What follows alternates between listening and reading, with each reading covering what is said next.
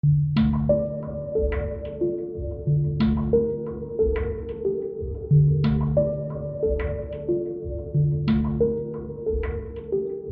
to the Underclass Podcast with Austin Picard.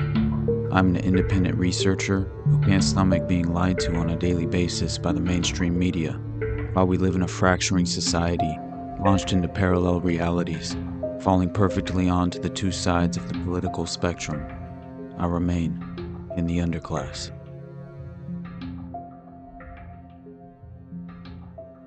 A U.S. Navy psychologist who claims that the Office of Naval Intelligence had taken convicted murderers from military prisons, used behavior modification techniques on them, and then relocated them in American embassies throughout the world. The Navy psychologist was Lieutenant Thomas Narut of the U.S. Regional Medical Center in Naples, Italy. The information was divulged at an Oslo NATO conference of 120 psychologists from the 11-nation alliance. The Navy provided all the funding necessary, according to Narut. Dr. Narut, in a question and answer session with reporters from many nations, revealed how the Navy was secretly programming large numbers of assassins. He said that the men he had worked with for the Navy were being prepared for commando-type operations, as well as covert operations in U.S. embassies worldwide. He described the men who went through his program as hitmen and assassins who would kill on command. Careful screening of the subjects was accomplished by Navy psychologists through the military records, and many were convicted murderers serving military prison sentences. The Ionia State Mental Hospital in Michigan was later exposed as being one of many facilities complicit in the CIA's human behavioral modification research, otherwise known as MKUltra mind control experiments. Convicted serial killer Henry Lee Lucas is largely considered to have been one of many criminally insane patients who were unknowingly forced into the CIA's brutal experimentation while admitted at Ionia before being paroled in 1970 and killing at least 2 women before his final arrest in 1983. While incarcerated for these crimes, he falsely confessed to approximately 600 additional murders to Texas Rangers and other law enforcement officials. Adam Walsh was a 7-year-old boy who was abducted from a Sears department store at the Hollywood Mall in Hollywood, Florida, on July 27, 1981. His severed head was found 2 weeks later in a drainage canal alongside Highway 60. Convicted serial killer Otis Toole would repeatedly confess to Adam's kidnapping and murder, but would then retract his story before confessing to the crime all over again. He was never convicted of the crime because evidence was reportedly lost, and Toole ultimately recanted his confession until admitting to the crime one final time on his deathbed. Brutal Proof published an article in November 2013 making the compelling case that Otis Toole was the gay lover and partner in crime of another serial killer, Henry Lee Lucas. Lucas and Toole met at a Jacksonville soup kitchen, and they soon developed a sexual relationship which led to a cross-country crime spree together. Both were caught up with by law enforcement agents separately, Toole in April 1983 for arson in Jacksonville, and Lucas 2 months later for the killing of an 82-year-old woman. But both told the story that they were members of a cannibalistic cult based in the Everglades called the Hand of Death. In Max Call's book, Hand of Death, Henry tells of his indoctrination into a nationwide satanic cult and says that he was trained by the cult in a mobile paramilitary camp in the Florida Everglades in the fine art of killing. Other training involved abduction and arson techniques. The first task he was given was the murder of one of the students, a young black homosexual who had betrayed his oath to the devil. He slit the man's throat, and later that same evening, a satanic ritual was performed in which the dead man's heart was cut out, his blood drained, and his body dismembered. All of the initiated members of the Hand drank the dead man's blood, and ate pieces of his flesh. The remains of the body were then burned at an altar. There were several hundred students at the Hand of Death training camp, coming from 6 different countries. Over half of them were women. The camp provided unlimited access to all kinds of drug taking, which was encouraged recreational activity. They claimed to have met a man calling himself Don Materic, who invited them to come to Miami and do contract killings for the Hand of Death. Materic and Toole eventually admitted to Lucas that Toole had already been working for Materic for years. According to Court TV, Lucas later said that at the time, he'd felt betrayed by Otis and manipulated by him into joining the cult. Be that as it may, Lucas happily stayed a member and committed many more murders at their behest. The group allegedly operated on remote swamplands deep in the Everglades, accessible only by airboat. Police helicopters surveyed the Everglades and reported no sign of the encampments. Lucas told interviewers that the Hand of Death has connections to elements within the U.S. government, so they were no doubt tipped off in advance in order to remain unseen. Reiterated in Dave McGowan's book, Programmed to Kill, was the extraordinary fact that Lucas had claimed that he was trained by a nationwide satanic cult in a mobile paramilitary training camp in the Florida Everglades. Henry further claimed the leaders of the camp were so impressed with his handling of a knife that he was allowed to serve as an instructor. Following his training, Henry claimed that he served the cult in various ways, including as a contract killer and as an abductor of children, whom he delivered to a ranch in Mexico near Juarez. 3 days before Lucas was scheduled to be executed, then Governor George W. Bush, infamous for refusing to grant stays of execution to any death row inmate, did something he had never done before or since.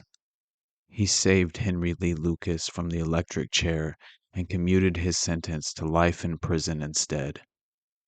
Of all the inmates he sent to death, many far more deserving of leniency than Lucas, he even sent to death a great-grandmother who killed her abusive husband in self-defense. Bush chose to spare the life of one of America's most notorious serial killers. Does that seem odd to you? McGowan goes on to point out in the book that it could just be a coincidence that Toole, who was convicted in the state of Florida, shared with Henry the fate of having his death sentence commuted. Florida is, of course, a state that is also overly zealous in its application of the death penalty. Not zealous enough to execute the likes of Otis Toole, however. In any event, it's interesting that both of these men had their death sentences set aside in states run by a member of the Bush family. According to investigative journalist Anna Griffey, by 1978, when they found themselves without a home, Otis told Henry he'd done more killing than he told him about. He'd been made a member of the satanic cult, the Hand of Death, and wanted Henry to join too. This wasn't the first time that Henry would have killed, raped, or even possibly cannibalized another human. But this was very detailed and had repercussions that would lead to your death without exception. Lucas later confessed that he wanted to join and told Otis. He understood he would be killed if he did anything to betray the cult, and that the only way out was death. Otis told Henry that the satanic rituals would keep them safe and from being caught. There was a power there they would be protected by, as long as they obeyed the cult. Henry and Otis went to Florida to have Henry see the training camp that was set up in the Everglades. There, in an isolated spot, they met a man named Don that Otis seemed to know well. It was becoming clear to Henry that Otis had already proved himself to the cult many times over, and now he must do the same if he wanted to join. They went to a tent where a young man was drinking and smoking. Don looked at Henry and told him, "Kill him, and make it clean. Only then will you be one of us." The man was a student, betrayed his oath to the cult, and must be killed, Don explained. Otis had a bottle of whiskey and was ready to go. They walked down to the water with the young man, who was still drinking and talking. Henry waited until he stood at the edge of the water and was tipping his head back for a drink when he grabbed him from behind and slit his throat so deeply that the whiskey poured out mingled with blood, flowing down his hands. Don smiled at such a clean kill. The body, according to Henry, was used in a cult ritual where the body was mutilated, the heart cut out, and some of the flesh eaten. After that, Henry was a member and in training. According to him, all new members had a sponsor. The camp had both men and women and had both day and night activities. Days were for training in all forms of crime: murder, kidnapping, rape, drug selling, and the making of pornographic movies and photos.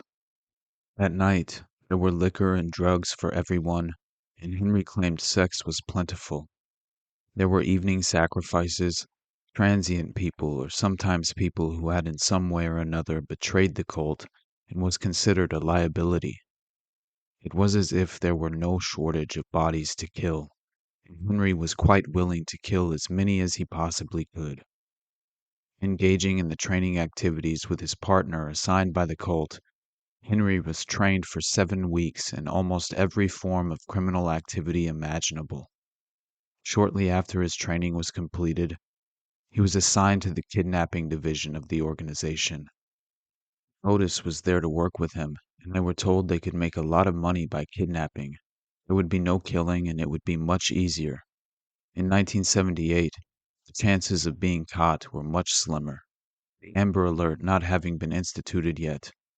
Henry and Otis took their first job by kidnapping 3 babies and running them across the border of Mexico to a ranch in Chihuahua. Henry claimed he and Otis also kidnapped several teenage girls that were used in pornographic snuff films. Knowing that they would die at the end wasn't troubling for him. By that time, he'd killed so many people, he said it just didn't matter anymore. But the stakes were higher in the killing game than in the kidnapping operations, and after nearly a year, Henry asked to be transferred there. In a year, he claimed to have carried out 6 high-profile executions. Most of these were in Texas and Mexico, with one in Canada. He told the police at the time of his incarceration that he was offered the job of delivering the cyanide to Jim Jones in Guyana and assassinating then President Jimmy Carter. How much all of this is fact and not a figment of Henry's imagination, one is left to speculate.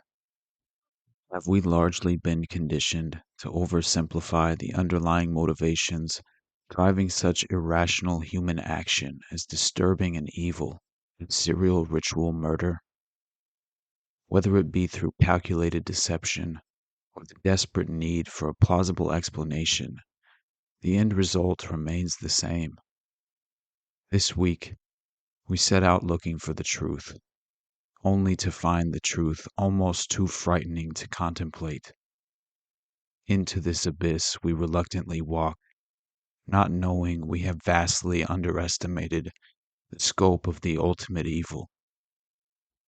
What if an organization existed, providing bold connections between the most infamous serial killers in American history, various satanic cult groups well versed in occult principles with deep ties to elite secret societies, and sinister covert action wielding insidious clandestine operational methods?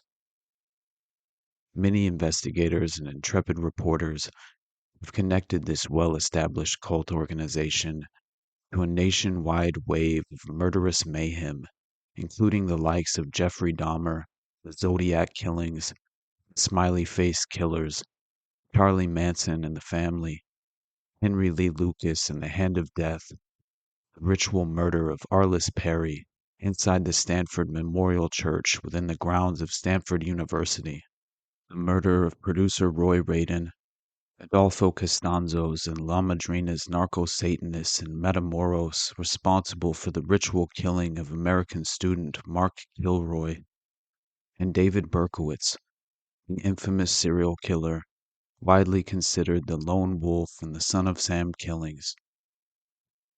Our story begins with the foundation of a sinister organization with deep ties to the occult underground, given the name the Process Church of the Final Judgment. According to author Maury Terry in Chapter 9 of his book, The Ultimate Evil, originally published in 1987, the Process Church of the Final Judgment was born in London, England, in 1963 to 64. The Damien child of two ranking members of the Church of Scientology who split with the parent organization following some philosophical differences with the teachings of L. Ron Hubbard, the developer of Scientology. The founding couple of the process, Robert Moore and Mary Ann McLean, met while receiving advanced training at the Hubbard Institute of Scientology on London's Fitzroy Street. Divorcing Hubbard, they married one another and adopted the cult name de Grimstone for themselves. Robert Moore de Grimstone was born in Shanghai, China on August 10, 1935. David Berkowitz, or the Son of Sam killer, would be coincidentally arrested on de Grimstone's birthday. De Grimstone, a tall, bearded blonde who affected a Christ-like appearance, was an educated man, studying at Winchester in England and later pursuing a career in architecture at the Regent Street Polytechnic Institute. His bride's background was checkered. Mary Ann McLean de Grimstone was born illegitimately in Glasgow, Scotland, on November 20th, 1931. She reportedly endured a frustrating childhood, punctuated by tenure in a reform school. Mary Ann subsequently entered the United States, where she managed to meet former boxing champion Sugar Ray Robinson and became engaged to him. However, the relationship ended and Mary Ann returned to England, where she worked as a dance hall hostess. At a dwelling in London, she became romantically involved with several prominent British citizens during the days of the John Profumo Christine Keeler prostitution scandal, which rocked the British government in the early 1960s. At least one of those linked to the Profumo affair, Dr. Stephen Ward, was an occult adept. Ward soon died, an apparent suicide. It was during this tumultuous period that Robert Moore and Mary Ann McLean met while immersed in profound mental exercises at the Hubbard Institute of Scientology. On their own, and with their new cult names, the de Grimstones began to experiment with sophisticated mind control games. They started a center to study what they termed compulsion analysis, for research into elimination of compulsive behavior. They preached a doctrine of free choice, declaring that individuals were completely responsible for their own fates, actions, and afflictions.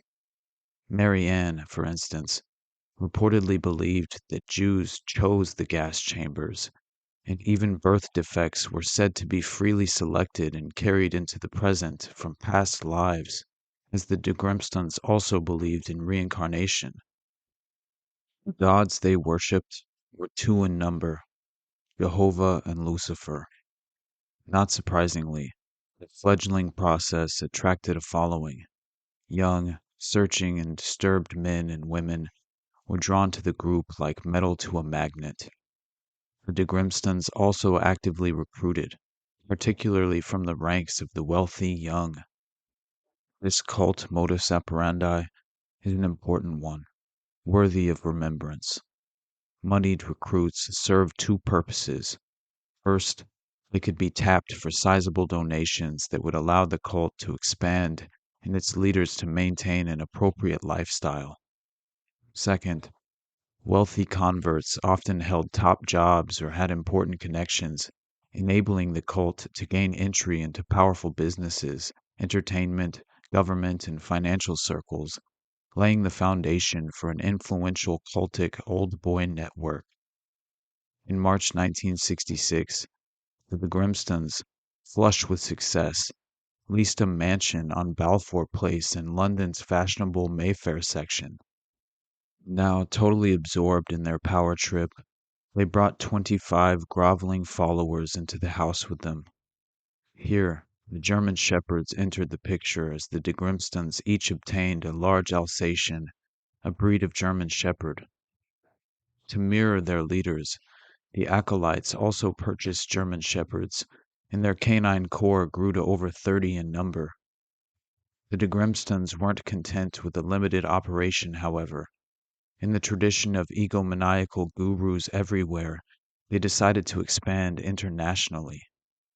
Accordingly, they, along with 18 disciples and a number of Alsatians, embarked for Nassau for 6 weeks before leasing a large tract of land on the beach in Stuhl, Mexico, which is situated on the Yucatan Peninsula.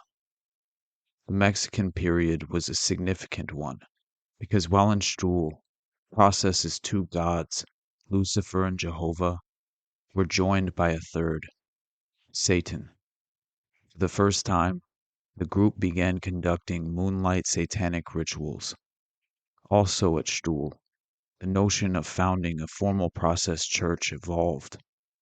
To Process members, the Stuhl experience was the equivalent of Christ's 40 days and nights in the desert. Returning to England, the group sought out the famous, striving to convert the Beatles and the Rolling Stones, among others. A bookstore was opened, a coffee house perked, and the Process magazine rolled off the presses. Cult was enamored of bloodshed and war, and its magazine reflected the obsession. Hitler was considered a noble gentleman, worthy of admiration and worship. In this, the era of flower power, the Process briefly managed to entrap singer Marianne Faithfull, a close companion of the Rolling Stones. In one issue of Process magazine, she was pictured supine as if dead, clutching a rose.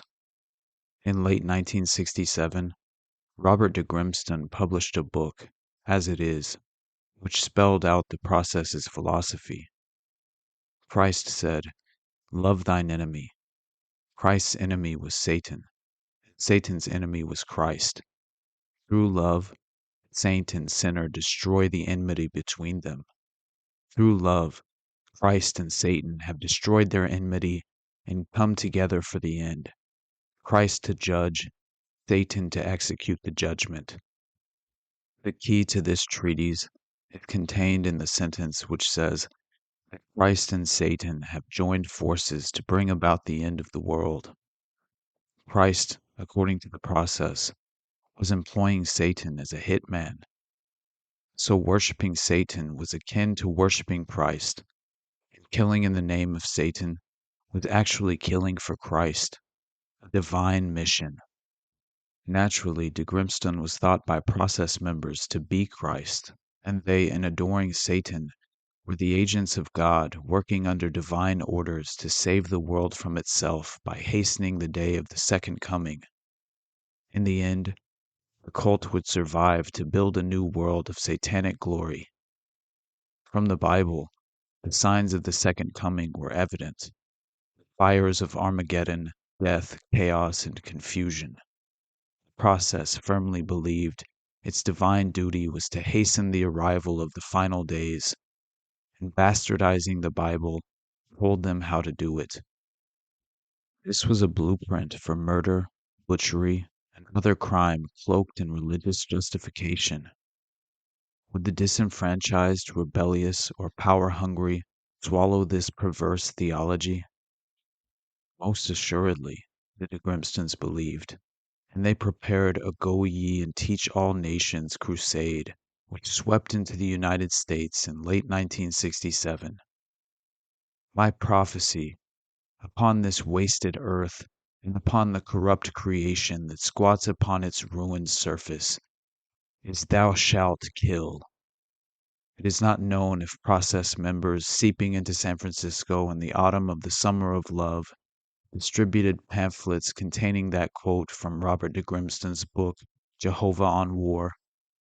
But arrive they did, bringing their German shepherds, magazines, recruitment raps, and twisted theology with them. In the United States, That was the era of burgeoning student unrest. The Vietnam War was igniting protests. Parental values were under siege. Psychedelic music was the rage.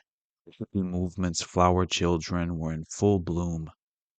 The summer of 1967, the crossroads of hate in Ashbury, transformed San Francisco into Mecca. Timothy Leary was advising youth to turn on, tune in, drop out. It was an age of do your own thing, free love, and transcendental meditation. Even the Beatles were grooving on the Maharisha and singing All You Need Is Love. This was fertile ground for the process to plow. The cult was at this time arranged into three subgroups, which represented its three gods. The Jehovah's were straight-laced and uncompromising, the Puritans of the sect. The Luciferians, in contrast, literally embraced each other, advocating sensuality, tranquility, and the free use of narcotics. Finally, the Satanists believed what Satanists everywhere believed in: gore, violence, sacrifice, and devil worship. New process members were free to select the disciple of their choice. This option mattered little to the DeGrimstons, since, according to their preachings, all three branches would converge for the final judgment, which would mark the end of the world as non members, the gray forces of moderation, knew it to be. For processants, no matter which god they bowed to, it was a joyous time. The end was coming, and they, as the chosen people, were going to be part of the big event. Landing in California, the process was just another group of proselytizers hawking their wares in an already teeming marketplace. They attracted little official attention, since law enforcement authorities lumped them into the same category as other messianic minions littering the streets with their literature. There was a difference here. The process was dangling a carrot seasoned for a variety of taste buds, and thus was able to entice a sizable number of recruits. Death and violence advocates were attracted by the Satanist wing and the promise of upcoming end of the world rampage and destruction. Free love and dope aficionados were seduced by the Luciferians, and self flagellating hair shirts were drawn to the strict, forbidding Jehovah's. And it should be noted here, the Christ Satan duality was very appealing to an aging flower child by the name of Charles Manson. Manson happened to have considerable connections to the Process Church and was heavily influenced by the group. From around April through July 1967, Charlie Manson and his still fledgling family even lived at 636 Cole Street, only 2 blocks from the Process Church San Francisco headquarters at 407 Cole Street in the infamous Haight-Ashbury district.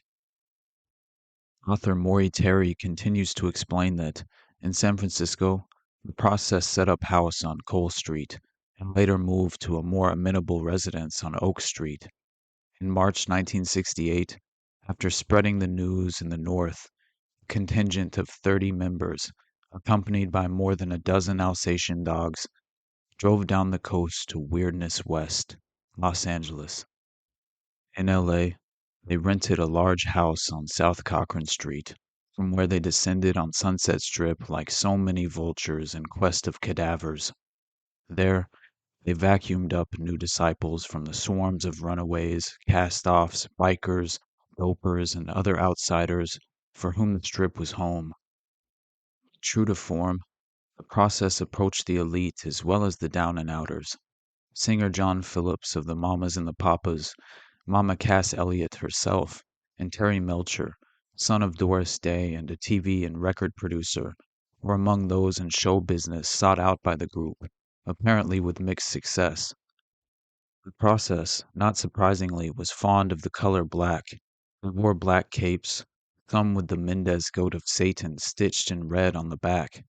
Underneath, they donned black robes or suits and turtlenecks, and adorned their necks with silver crosses. Some wore a Mendez goat pin. The official process symbol, paying homage to the idolized Hitler, was a form of inverted swastika. On the streets of Los Angeles in the spring of 1968, the process was distributing the sex issue of Process magazine. Its front cover displayed a photo of a satanic ceremony showing a naked girl lying on an altar surrounded by a band of hooded cultists.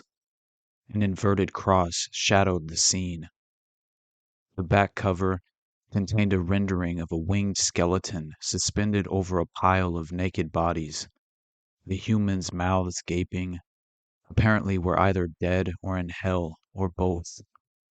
The inner pages of this charming piece of literature contained articles relating to black masses and necrophilia, practice of performing sexual or other violations on corpses. A subsequent issue of Process magazine was devoted to fear. On the back cover of this publication, a band of marching Nazis spewed from the mouth of a fiery pink skull. The Nazis were tramping on a ground of people being consumed by fire. Elsewhere in this same illustration, the face of Hitler appeared in a funhouse mirror, and the human being was shown burning to death. At the top of the page, a legend promised, "Next issue, death." The magazine's center spread was devoted to the unholy alliance of the Lamb of God and the goat of Satan. The caption read, "The Lamb and the goat must come together. Pure love descended from the pinnacle of heaven, united with pure hatred raised from the depths of hell." Other articles of great interest in the fear issue included a page of quotes about fear from members of the Hells Angels biker group. The process actively recruited bikers, considering them the frontline troops of the great war to come. An essay entitled "Satan is Fear," and a picture of 24 Process Alsatian dogs menacing the camera. Regarding the obsession with fear, it is not a coincidence that one of Charlie Manson's favorite lectures to his followers revolved around the expression, "getting the fear." As incredible as Process magazine was, its rantings could only be considered routine, coming as they did from a group whose leader, Robert de Grimston, wrote in Satan on War, "Release the fiend that lies dormant within you, for he is strong and ruthless, and his power is far beyond the bounds of human frailty." Was a more divine trumpet ever blown? What the process had managed to do was to envelop isolated weirdness freaks from various social backgrounds and mix them together. It was a volatile brew, and the common cause resulted in long-standing alliances being sealed. I have spoken to several professional people, including educators, who remain sympathetic to the group's theology. So any impressions that the cult managed to attract only society's misfits would be erroneous. In terms of inner ranking, there were 6 levels of membership in the group, which borrowed from the family structure for its inspiration. In fact, the process referred to itself as the family, as Manson did with his group. It is yet another interesting link between Manson and the process, and there are many more. For instance, cult names were substituted for legal names once initiates reached a certain level of process indoctrination. This was another practice Manson utilized for many in his family. The lowest level in the process was that of acolyte, followed by initiate and messenger, the rank at which the recruit acquired his or her cult name, such as Brother Tom, Sister Rebecca, or Father Jonas. From the rank of messenger, the aspiring cultist graduated to prophet, priest, and ultimately master. At one point in the journey, all members, regardless of their chosen god, were required to enter a long period of satanic worship, which reportedly included blood rituals and sacrifice. Accepted processants then formally convened twice each month to summon their 3 gods, who would then speak through the mouths of the gathered cult members. Most of the original cultists were British citizens who apparently came to America on 90-day visitors' visas. Some extensions of time were granted, but eventually, in the summer of 1968, many of the group suddenly dropped from sight. Some, it was said, returned to England, but others appear to have remained in the United States clandestinely. The Grimstons themselves headed for New York City, where a Process Church was established on Cornelia Street in Greenwich Village in late 1968.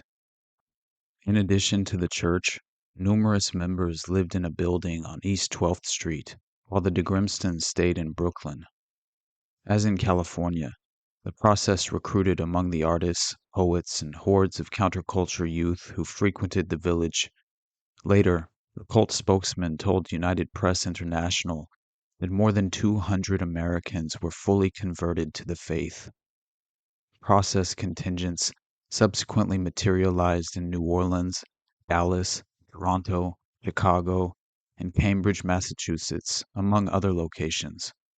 In a development that is critical to this story, once the group's leadership turned over the reins to local disciples in Los Angeles, power plays and political infighting inevitably resulted.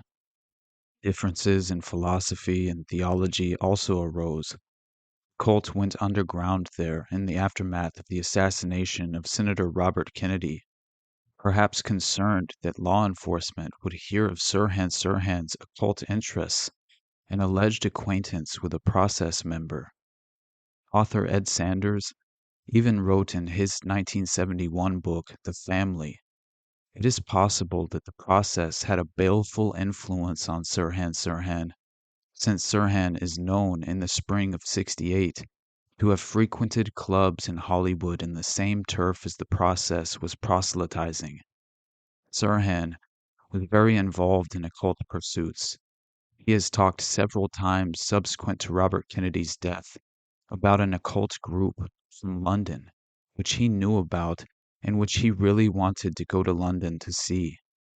There was one process member named Lloyd who was coincidentally working as a chef for a large Los Angeles hotel named the Ambassador, where the assassination would take place. It is probably a coincidence that Sirhan seems to have visited a friend who worked in the kitchen of the Ambassador Hotel the day before he fired shots at Senator Kennedy. According to Terry, as the cult went further underground, secret process chapters or spin offs using other names were established in Northern and Southern California. Not so coincidentally, since certain members' movements were traced, authorities soon began finding the bodies of mutilated, decapitated, or exsanguinated dogs, including numerous German shepherds in the Santa Cruz area south of San Francisco. Some of the animals were skinned, prompting a Humane Society official to comment on the killer's abilities with knives. Reports of human sacrifice were also relayed to the police, including one from a gentleman named Stanley Baker, who was himself arrested for an out-of-state murder. Baker, who said he was a member of the Santa Cruz cult, carried a finger bone from his recent unfortunate victim in a leather pouch. Upon his arrest, he delivered one of criminal history's epic comments to authorities. I have a problem. I am a cannibal. Baker, who sported a swastika tattoo and other occult emblems, said he was recruited from a campus setting in Wyoming. He participated in blood drinking rituals there, was further programmed, and then joined the California activities. Concerning this particular victim, Baker told the police he murdered the man, cut out his heart, and ate it. Baker, and at least one other witness, told authorities the Santa Cruz group later headed back downstate, where they resumed their obnoxious rituals, including murder, in the O'Neill Park area of the Santa Ana Mountains south of Los Angeles. This cult, a process splinter group, was said by the witnesses to call itself the 4P movement, or 4Pi. Its leader, alleged to be a prosperous LA businessman or doctor, was known as the Grand Chingon. Interestingly, Ed Sanders stated that on several occasions, in his presence, Manson family members referred to Charlie as the Grand Chingon. However, Manson was under arrest at this time while the cult was still functioning. How did Manson's followers know the cult name of the leader of this top secret slaughter society? Shortly after the 4P cult relocated to Los Angeles in early 1969, another split apparently occurred. Some 4P members decided there was too much emphasis on sacrifice and devil worship, and not enough sex. This faction apparently went off on its own, leaving the Grand Chingon and his remaining followers to carry on their business of draining and drinking the blood of sacrificed dogs and humans. There is a curious similarity here to differences which arose in the parent process between the sensual Luciferians and the hardcore Satanists. According to the witnesses, including Baker, the Chingon cult practiced its rituals on the basis of a stellar timetable and employed its own cultic terminology. The group also was alleged to possess a portable crematorium to dispose of victims' remains, an ornate wooden altar, and a specially designed sacrificial knife with 6 blades. A biker who belonged to the cult did provide the police with one name, Erickson, but authorities were unable to find him. And as many in cults go by names other than their own, or by first names only, rounding up perpetrators is at best an extremely difficult task. Moreover, such underground groups are mobile, often meeting at a variety of remote locations in the dead of night, and informants are scarce due to the fear factor and blood oaths of loyalty often taken by members. Plus, of course, almost any informant was likely to have been an active accomplice in murder himself, and as such, would have little incentive to provide information to the police. Baker, incidentally, did not renounce his satanic proclivities when sentenced to prison for the brutal heart meal murder he acknowledged committing. Authorities report that he actively and regularly conspired to organize a devil worshipping cult among his fellow inmates. Apparently an otherwise model prisoner, he was eligible for release in mid 1985, but his parole board, for whatever reason, was finding it difficult to locate a halfway house willing to accept him. Lower ranking Satanists such as Baker often literally believe in the havoc they wreak, but cult leaders are likely to be motivated as much by power and greed as they are by infernal incantations. It is possible to visualize the structure the process left in place, the network of cult contacts between various cities, and it is also possible to envision how such a structure, staffed by willing satanic slaves, could be employed for purposes that could greatly benefit a handful of leaders, both monetarily, in terms of drug distribution and child pornography, for instance, and personally, in terms of power, influence, and immense ego gratification. To those leaders, allegiance to Satan is a secondary, convenient avocation. Process and its secret offshoots didn't have the Southern California or U.S. occult scene or philosophies to themselves. Aleister Crowley, British intelligence agent, master black magician, and self-proclaimed prophet, tasked with guiding humanity into the Aeon of Horus, who died in 1947, had written of a unification of God and Satan. That precept and other Crowleyisms found their way into process doctrine. By sharing Crowley's beliefs, the process also blended those of the Order of the Golden Dawn. The Golden Dawn was an English occult society to which Crowley belonged in the late 19th century. The Golden Dawn believed in Kabbalistic magic and taught that the will could be trained to accomplish paranormal effects, including astral projection. The Golden Dawn also strongly believed in symbolism, teaching that certain symbols or thoughts had the same meaning for all human beings. After internal dissension, elements of the Golden Dawn more or less merged into the Ordo Templis Orientis, OTO, a German occult society founded in 1902. The OTO accused Crowley of revealing one of its most secret precepts, that sex could be employed for the purposes of magic. But after mending some fences, Crowley won permission to head a British OTO branch, and the teachings of the OTO entered the United States with Crowley in 1916 during World War I in Europe. Later, during World War II, Crowley helped establish an OTO lodge in Pasadena, California, and OTO branches subsequently sprouted in a number of U.S. cities, including New York and Houston. In effect, a loose network was formed and already functioning via occult shops and bookstores, newsletters, ads in the underground press, and other methods, including personal contacts, by the time the process arrived in 1967.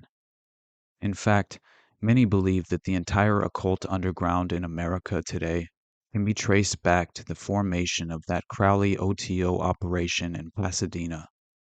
The process, then, incorporated the ideas of a number of its ancestors and current occupants of the occult landscape, including the OTO.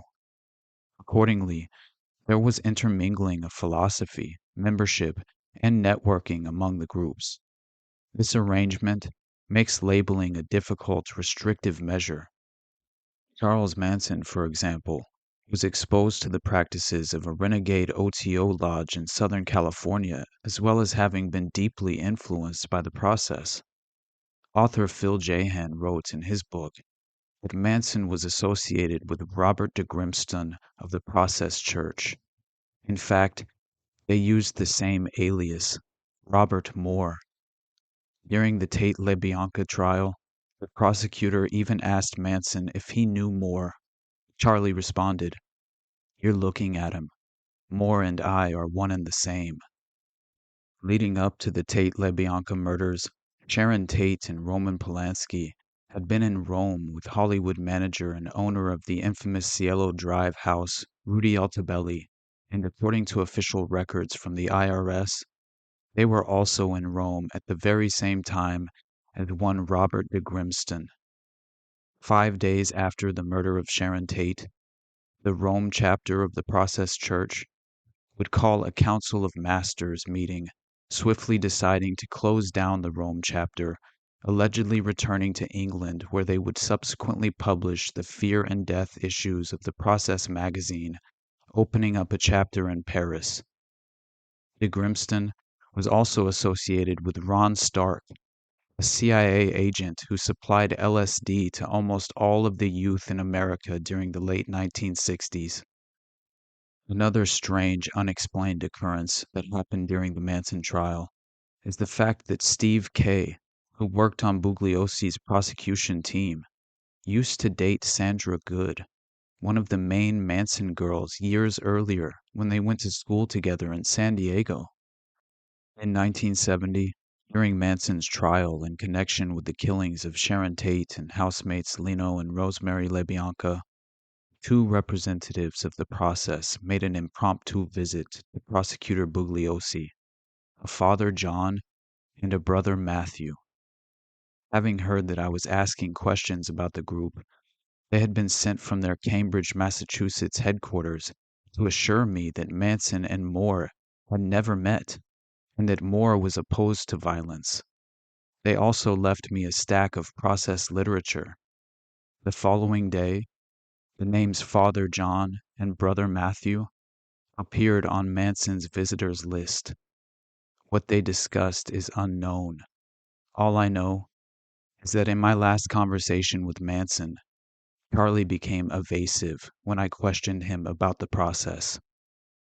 Manson's guests solicited from him, or perhaps transcribed, a short article on the nature of death, which they ran in their 1971 issue, thematically titled Death. According to author Michael Newton in his book Raising Hell, in 1967, hanging out around a San Francisco landmark called the Devil House, Manson started rubbing shoulders with a morbid cult from England called the Process Church of the Final Judgment.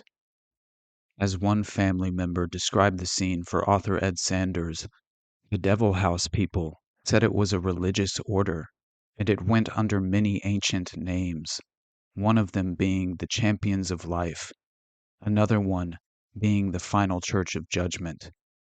Final Church is the name Manson chose for the church he would eventually found.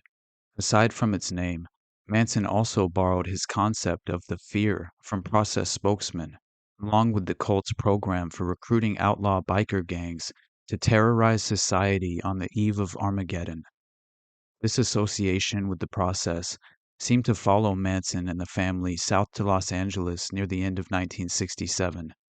Adam Gorightly explains in his book, The Shadow over Santa Susana, but before heading to Los Angeles for the Universal recording sessions, Charlie had met a woman in San Francisco named Gina, who, according to Manson, in his own words, he remembered as a trippy broad, about 45 years old, who experimented with everything and was pumped up on devil worship.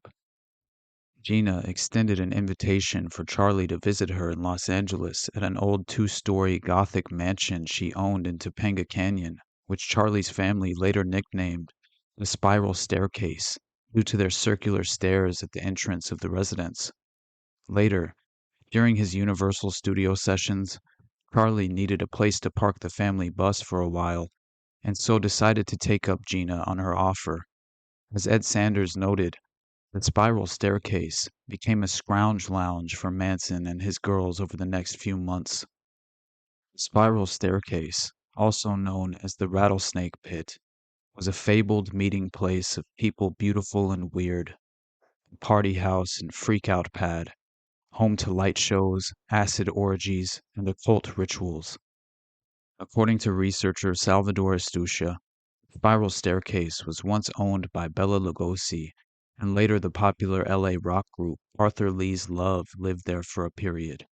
In fact, many of the band's publicity stills show them standing on a spiral staircase reportedly taken at their LA residence.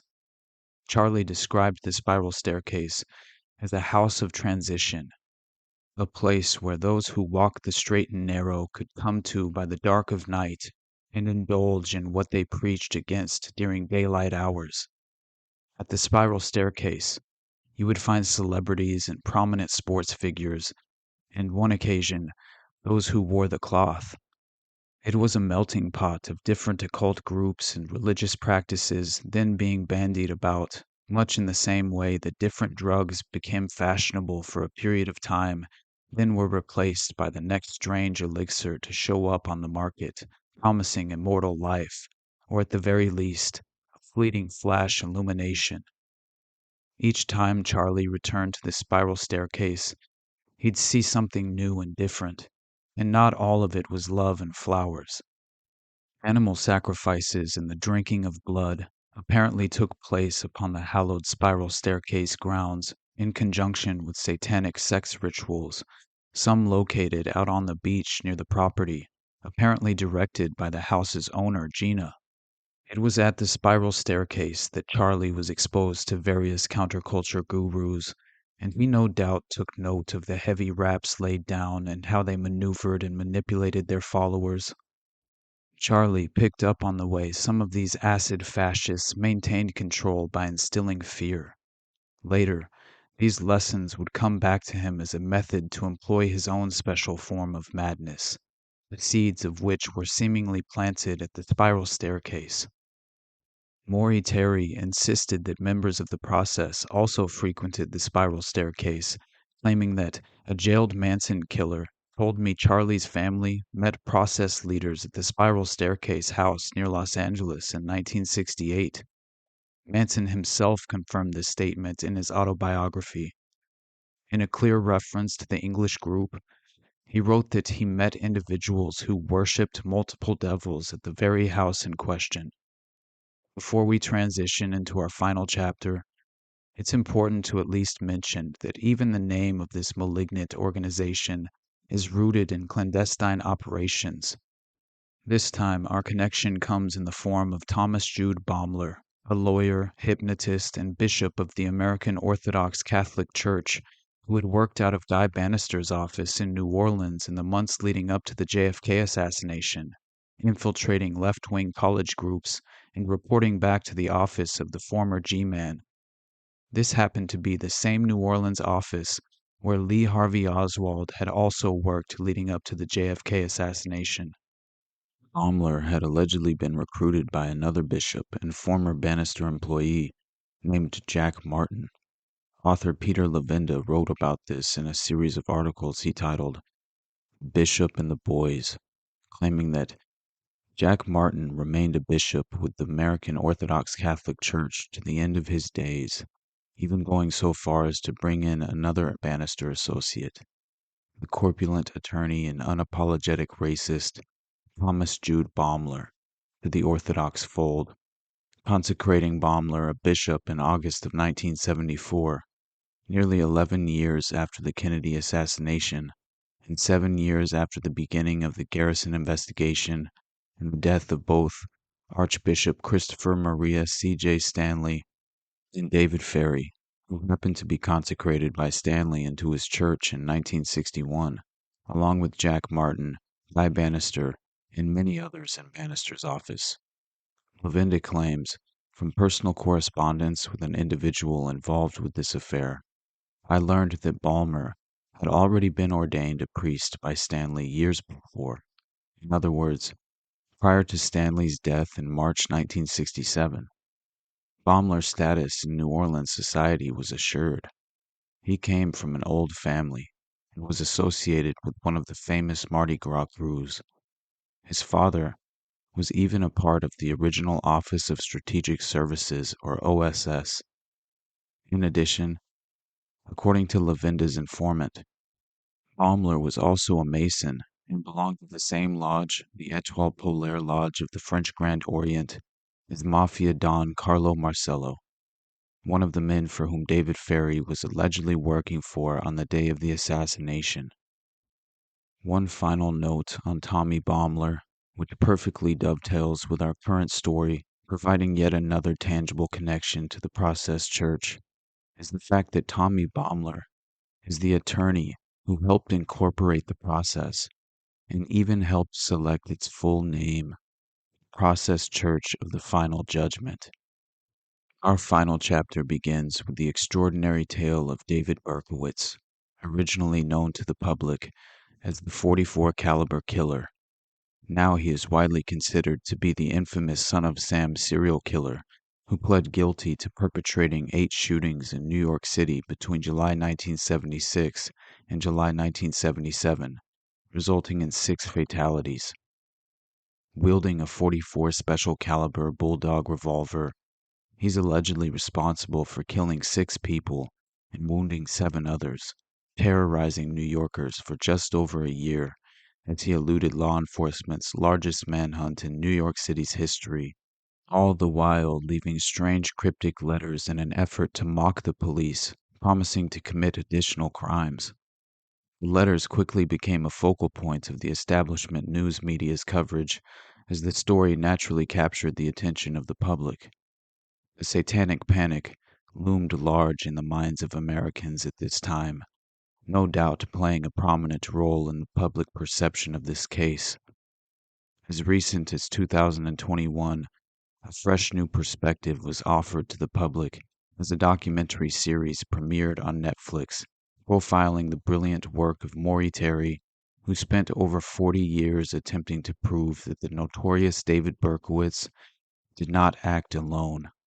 Run from me, darling. A killer on the loose in New York for a year and 3 days. Run, my good He is David Berkowitz, the man police believe to be the Son of Sam. You better run for your life. They totally ignored the true story of this case. Run. Once they named Berkowitz, it was like, hallelujah, we got our bad guy, everybody can walk the streets again. The city of New York can rest easy. There were real questions in this case. Why do the police not investigate more? The sketches don't add up. You're not going to mistake Berkowitz for being 6 feet tall and blonde. You got suspects dying accidentally. There were 8 attacks. Did you do all of them? I did not pull the trigger at every single one of them. The worst serial killer in New York City didn't do it on his own. This is freaking huge. Son of Sam is not over. Son of Sam still exists. Berkowitz is claiming members of a satanic cult helped in the murders of 6 people. I could feel a force pulling me into the darkness. This group is all over the country. They were devoted to bringing on the end of the world. Is there a link between the Manson killings and the Son of Sam killings? Maury wanted the truth to come out, but nobody would listen. This case went off the rails a little bit. People are scared that this is still happening. Berkowitz in prison. Who's still out there? You better run for your life. A Vigilant Citizen published an article with the headline, Son of Sam Case, a rare window into the inner workings of the occult elite, corroborating much of the evidence presented by author Maury Terry in his book, The Ultimate Evil, linking the Process Church to a multitude of additional crimes committed under the tutelage of this occult group. According to the article, in 1997, David Berkowitz, the infamous serial killer dubbed the Son of Sam, agreed to be interviewed by the very same investigative journalist Maury Terry. At this point, Berkowitz had been incarcerated for over 20 years and converted to Christianity. He even gave himself a new name, Son of Hope. Although he never denied the fact that he killed innocent people and that he deserved his multiple life sentences, Berkowitz had always maintained one vital fact. He did not act alone.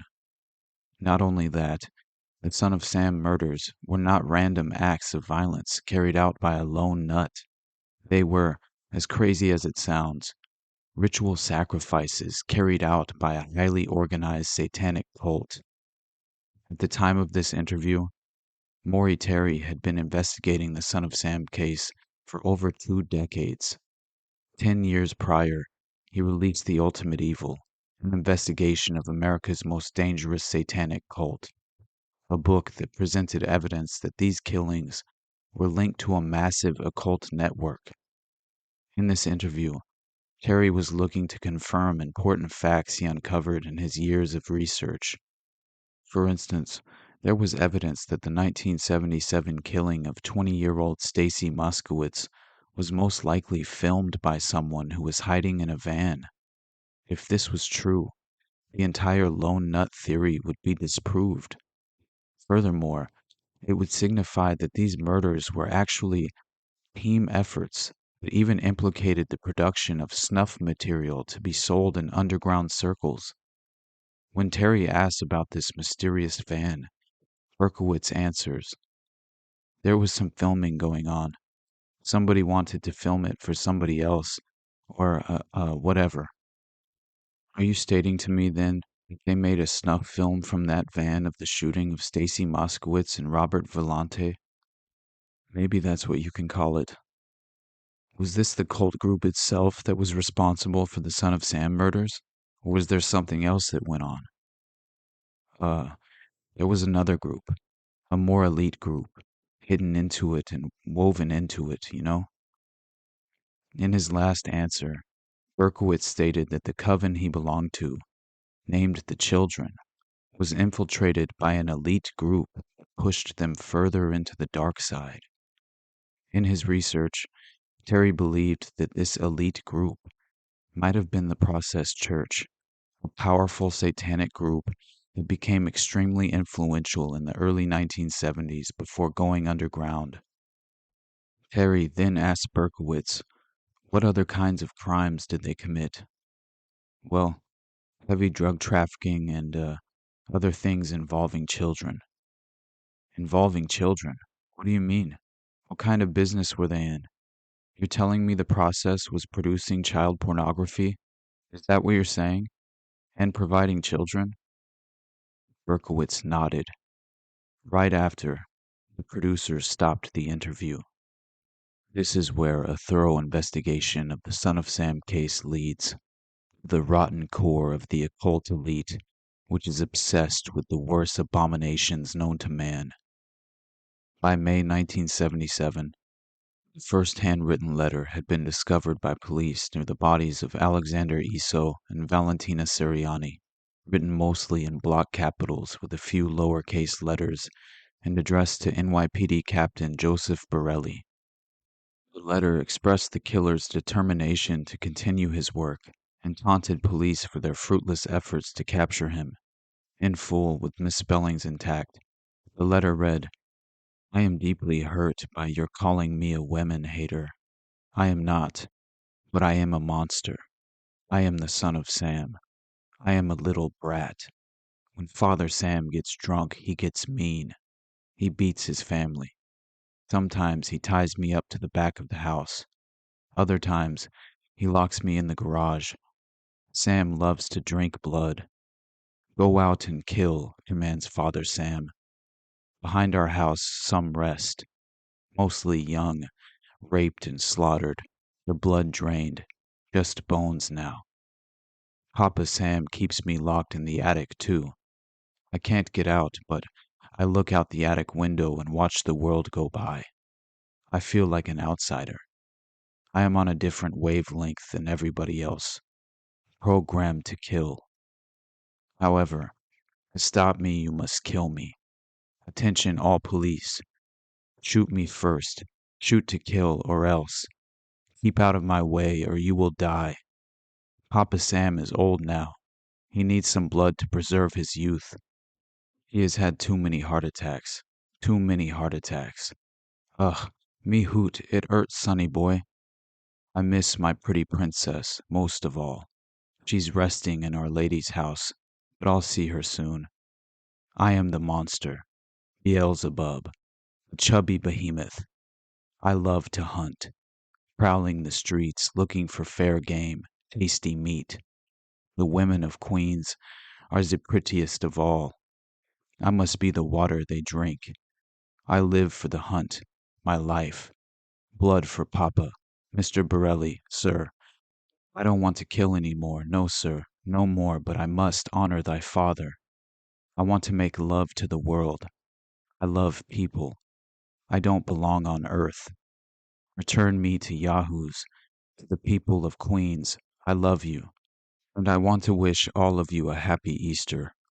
May God bless you in this life and in the next, and for now, I say goodbye and good night. Police, let me haunt you with these words. I'll be back. I'll be back. To be interpreted as bang, bang, bang, bang, bang. Yours in murder, Mr. Monster. On May 30th, 1977, Daily News columnist Jimmy Breslin received a handwritten letter from someone who claimed to be the .44 caliber killer. The letter was postmarked early that same day in Englewood, New Jersey. On the reverse of the envelope, neatly hand-printed in 4 precisely centered lines, were the words, "Blood and family, darkness and death, absolute depravity, 44. The letter inside read, "Hello from the gutters of NYC, which are filled with dog manure, vomit, stale wine, urine, and blood. Hello from the sewers of NYC, which swallow up these delicacies when they are washed away by the sweeper trucks. Hello from the cracks in the sidewalks of NYC, and from the ants that dwell in these cracks and feed in the dried blood of the dead that has settled into the cracks. JB, I'm just dropping you a line to let you know that I appreciate your interest in those recent and horrendous .44 killings. I also want to tell you that I read your column daily, and I find it quite informative. Tell me, Jim, what will you have for July 29th? You can forget about me if you like, because I don't care for publicity. However, you must not forget Donna Loria, and you cannot let the people forget her either. She was a very, very sweet girl, but Sam's a thirsty lad, and he won't let me stop killing until he gets his fill of blood. Mr. Breslin, sir, don't think that because you haven't heard from me for a while that I went to sleep. No, rather, I am still here, like a spirit roaming the night, thirsty, hungry, seldom stopping to rest, anxious to please Sam. I love my work. Now, the void has been filled. Perhaps we shall meet face to face some day, or perhaps I will be blown away by cops with smoking 38s. Whatever. If I shall be fortunate enough to meet you, I will tell you all about Sam if you like, and I will introduce you to him. His name is Sam the Terrible. Not knowing what the future holds, I shall say farewell, and I will see you at the next job. Or should I say, you will see my handiwork at the next job. Remember Miss Loria. Thank you.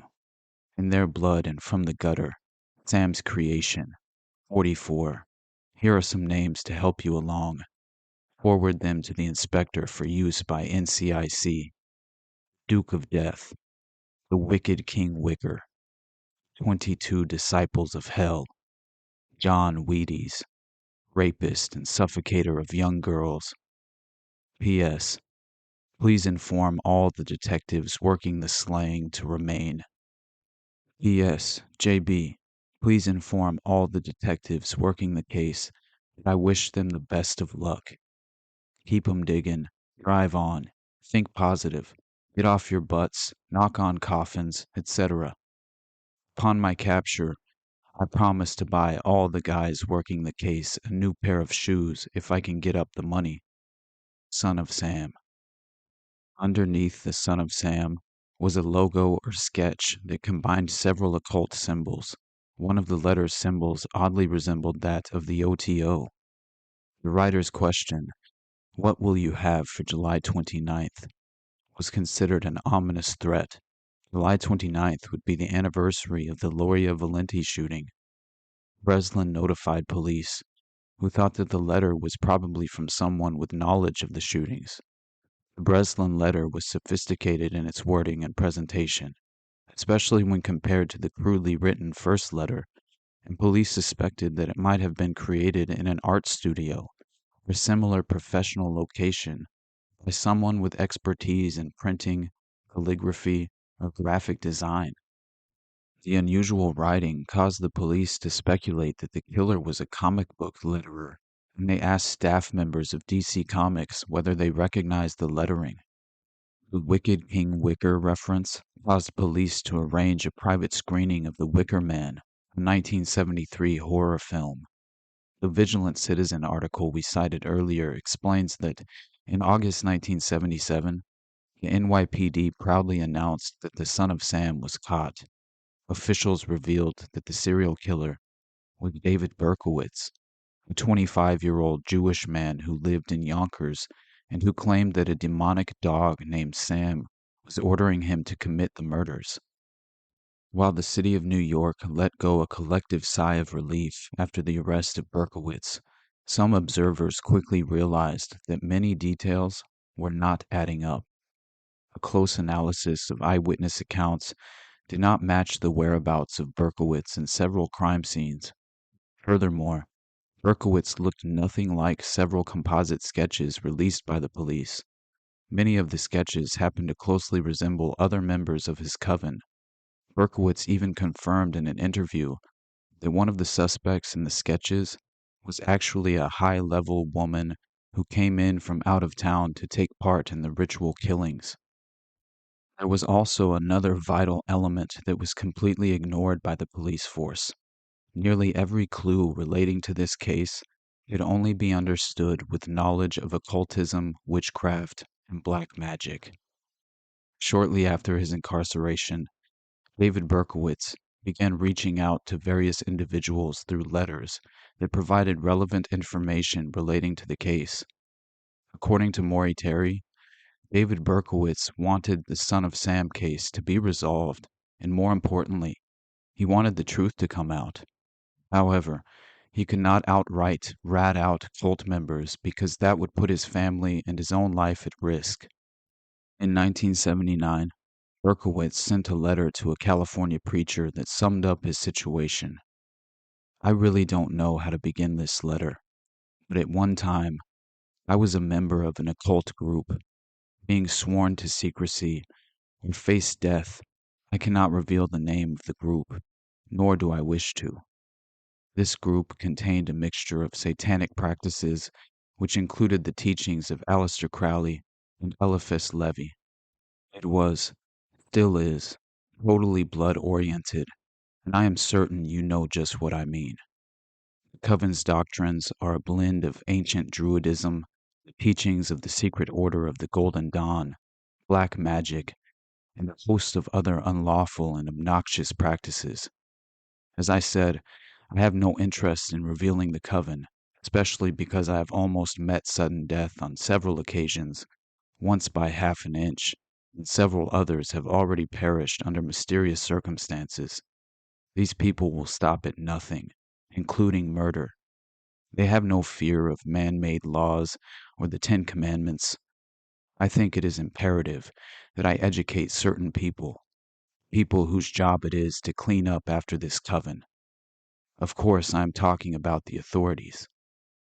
Actually, it is my duty as a citizen of this planet to do so.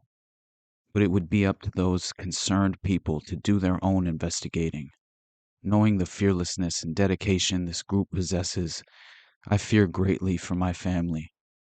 To break away completely is impossible because of a pact each new member signs in his own blood. Also, each new and carefully screened recruit supplies a picture or pictures of all of his family or her family members, plus their addresses. These items are used, if necessary, as tools for blackmail, coercion, and eventually physical harm should one attempt to betray the group.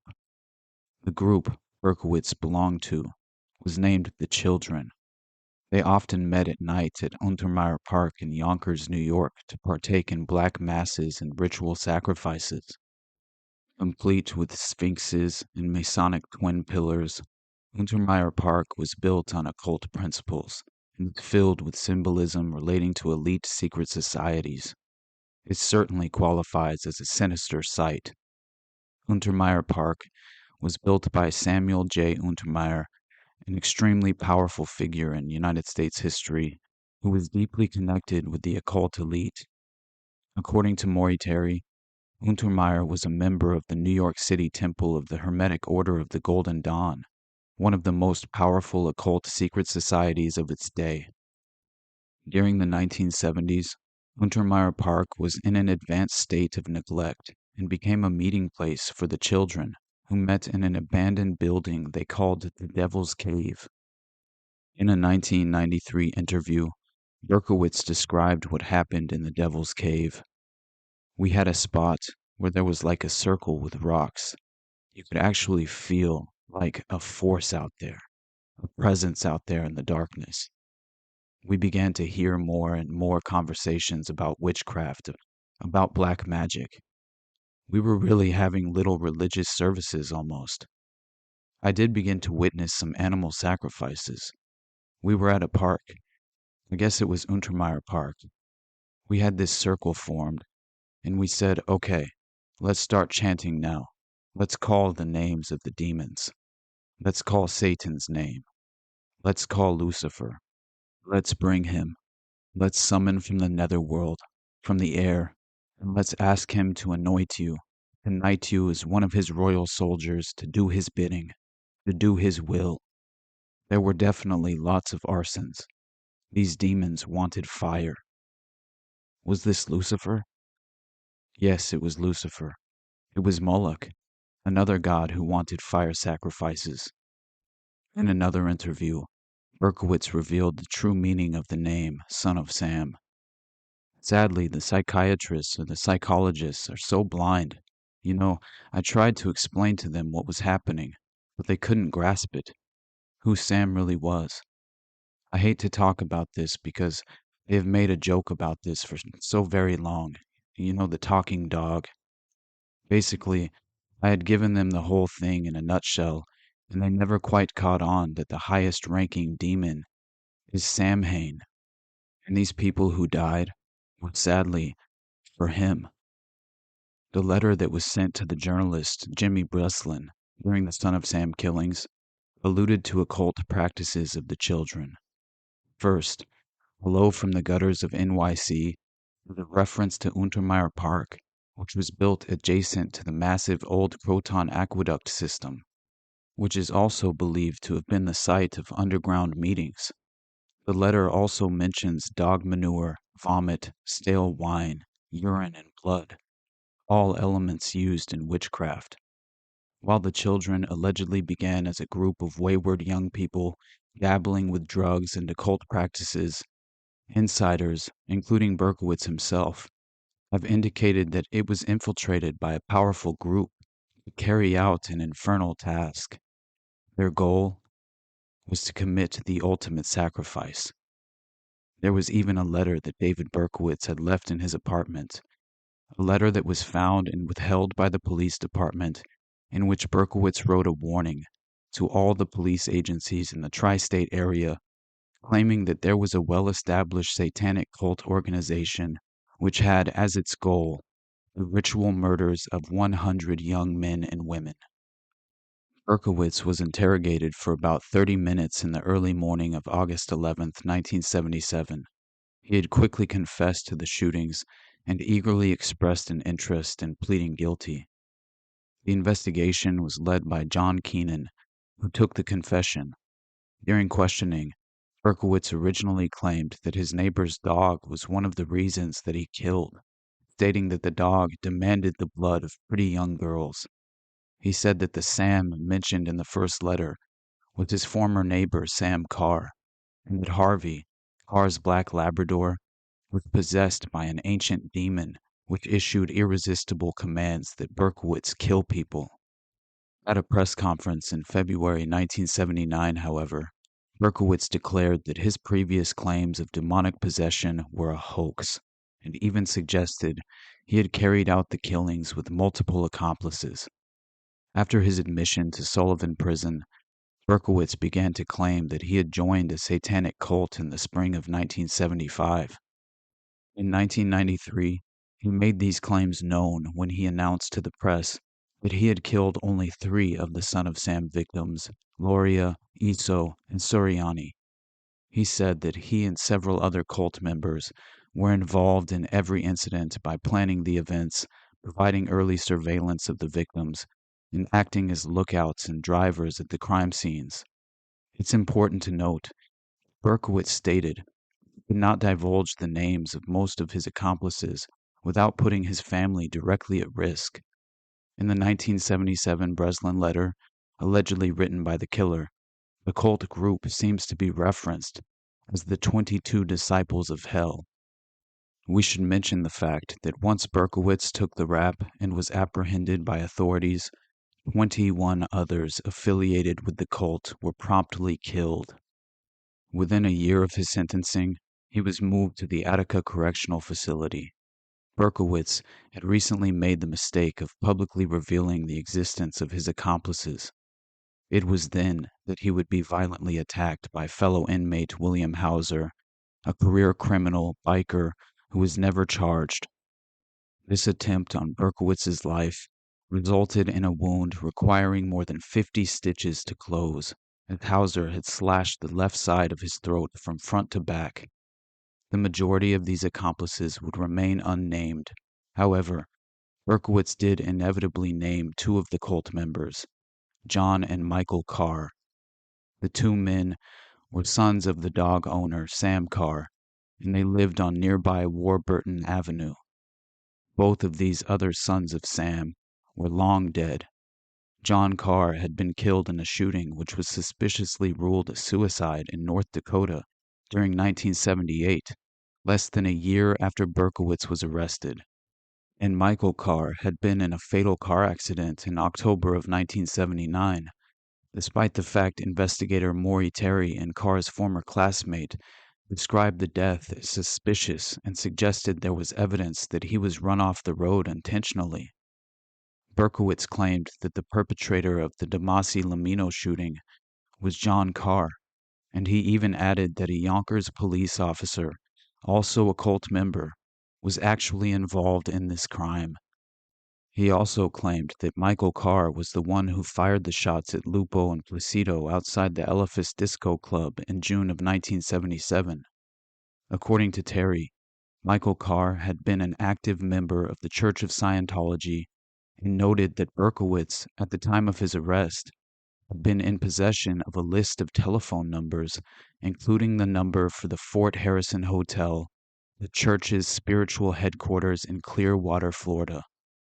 In a video interview made public in 2016, Berkowitz actually admitted that he had been heavily influenced by reading literature from the Process Church of the Final Judgment.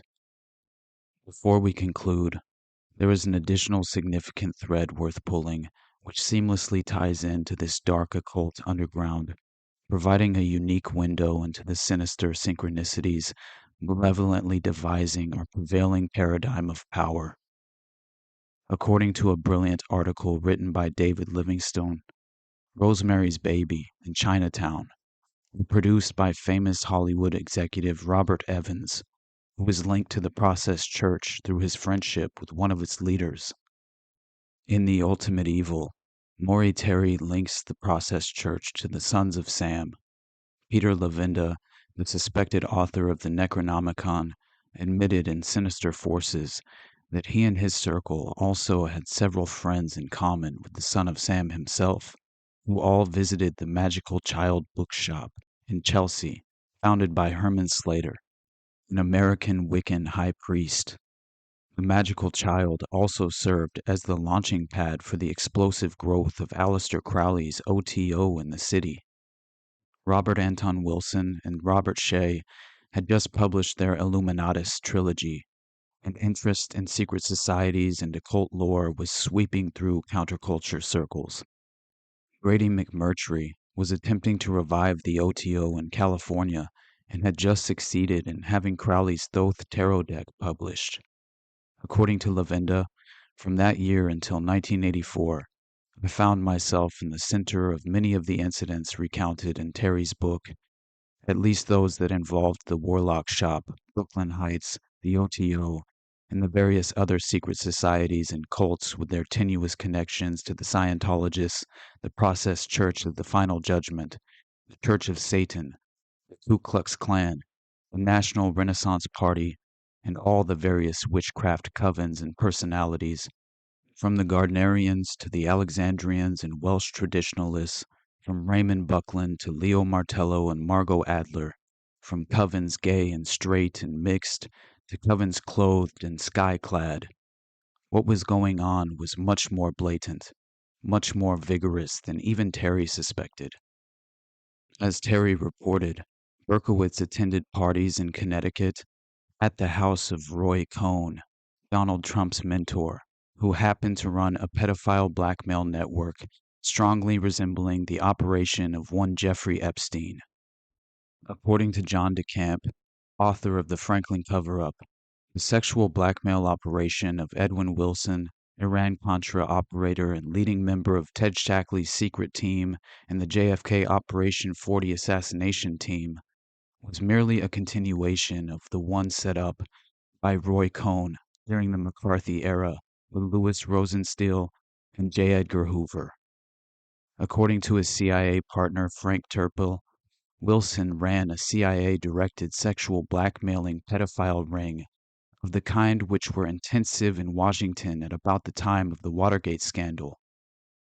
Cohn admitted to NYPD detective James Rothstein that he was part of an elaborate sexual blackmail operation that compromised politicians with child prostitutes carried out as part of an anti-communist crusade. According to Rothstein, Cohn's job was to run the little boys. Say you had an admiral, a general, a congressman who did not want to go along with the program. Cohn's job was to set them up. Then they would go along. Cohn told me that himself. Rothstein also had an opportunity to speak to infamous Operation 40 Watergate burglar Frank Sturgis, who revealed that one of the reasons for breaking into the Democratic National Committee headquarters was a hidden pedophile book which was supposed to have a list of politicians. Caught in the deluge, we are vehemently enveloped by a strong sense of foreboding. According to David Berkowitz, the Process Church provided children for sex at parties held by wealthy people in Westchester, Manhattan, Connecticut, and Long Island. Berkowitz informed Terry that one of these parties were held at Roy Cohn's house in Connecticut. Additionally, 2 further witnesses maintained that occasionally present at these parties were a Yonkers judge, at least 2 Westchester County politicians, a high-ranking New York State politician, a celebrated but later murdered physician, a Nobel Prize-winning doctor, and 2 aides to then-mayor of New York City, Abraham Beame. What if an organization existed, providing bold connections between the most infamous serial killers in American history, various satanic cult groups well-versed in occult principles with deep ties to elite secret societies, and sinister covert action, wielding insidious clandestine operational methods? Have we largely been conditioned to oversimplify the underlying motivations driving such irrational human action as disturbing and evil, and serial ritual murder? Whether it be through calculated deception or the desperate need for a plausible explanation, the end result remains the same.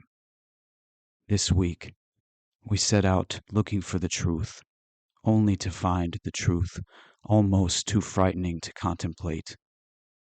Into this abyss we reluctantly walk, not knowing we have vastly underestimated the scope of the ultimate evil.